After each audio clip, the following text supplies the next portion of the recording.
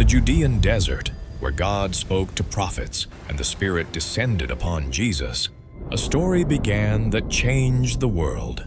A sacred place, a symbol of faith. But even the holiest places can hide shadows. There, among the rocks and the burning wind, a malevolent presence awaited, cunning, powerful, and determined to challenge the very Son of God. Who was this creature? And what was it truly seeking in that silent encounter in the heart of the desert? After his baptism, Jesus was led by the Spirit into the desert with a clear, divine purpose. The desert is a sacred place of testing and preparation, just as Israel faced in the wilderness under Moses.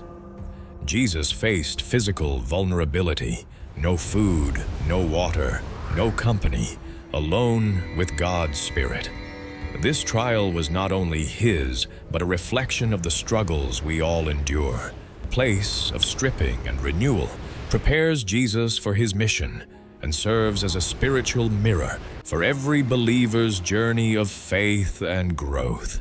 Someone was watching in the wilderness, not with brute force, but with patient strategy.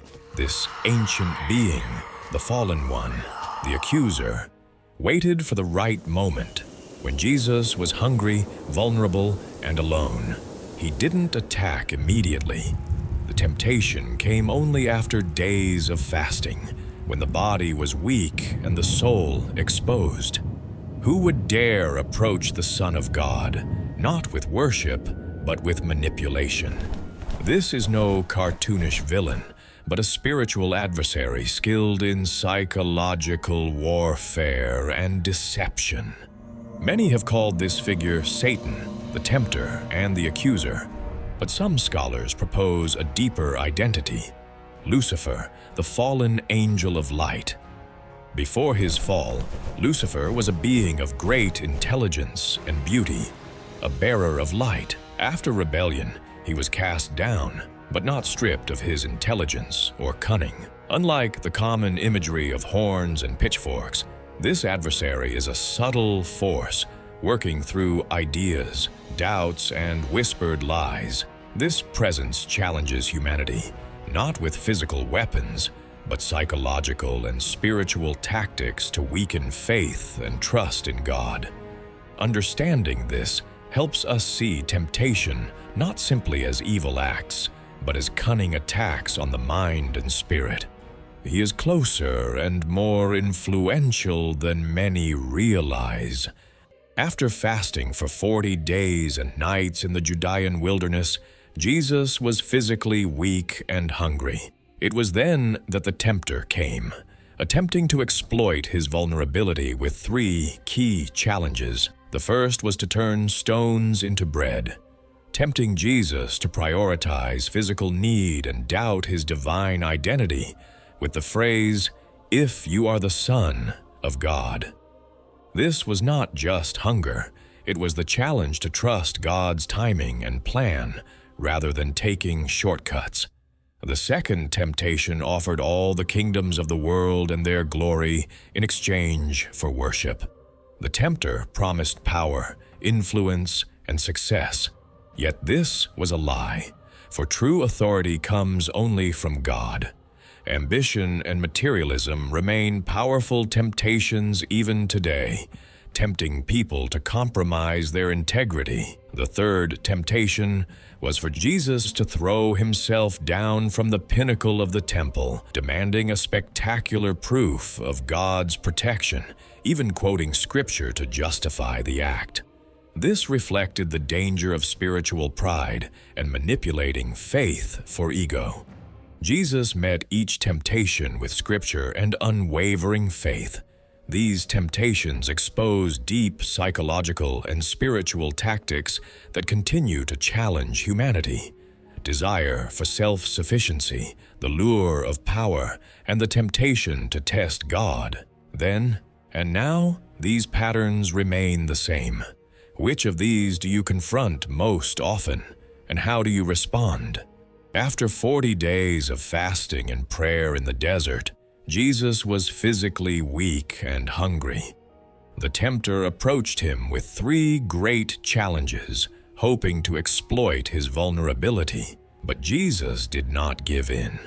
Instead of engaging in argument or using divine power, he answered every temptation with Scripture. When asked to turn stones into bread, he said, "It is written, 'Man shall not live by bread alone, but by every word that proceeds from the mouth of God.'" When challenged to throw himself from the temple to prove God's protection, he replied, "You shall not put the Lord your God to the test." And when offered all the kingdoms of the world for worship, he firmly said, "Away with you, Satan, for it is written, 'You shall worship the Lord your God, and him only shall you serve.'"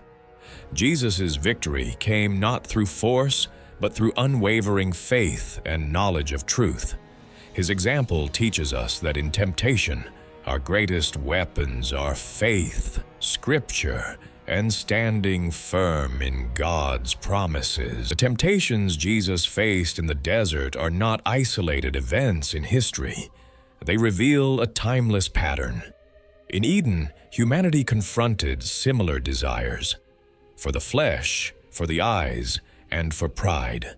These are the 3 fundamental temptations that evil continues to use against us today.